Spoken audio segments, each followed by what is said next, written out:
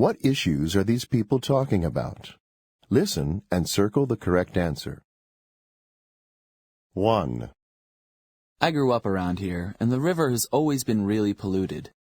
Industries were dumping all sorts of chemicals and waste into the water, so the river really smelled bad. You wouldn't even think of swimming there. Well, I decided to do something about it. My neighbors and I wrote a letter to the mayor asking him to force these industries to clean up the river. I really hope the government listens to us. 2.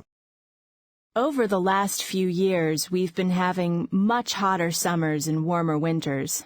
When I was a kid here, we used to have a lot of fluffy white snow on Christmas.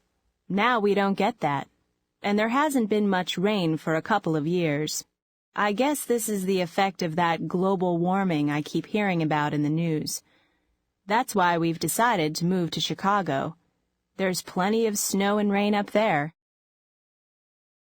3. When did the world get so crazy?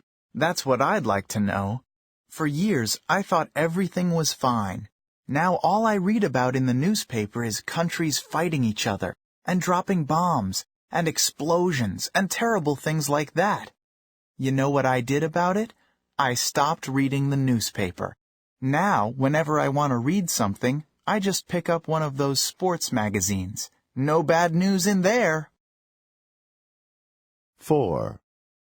It's almost impossible to get across the city in less than an hour and a half during rush hour. There are too many cars and vehicles on the roads. There are only 2 freeways, and they just can't handle the traffic. The only thing that moves quickly in this city is the subway. That's why I took an apartment right next to the subway station. 5. One of the biggest problems we face is garbage. Where can we put it all?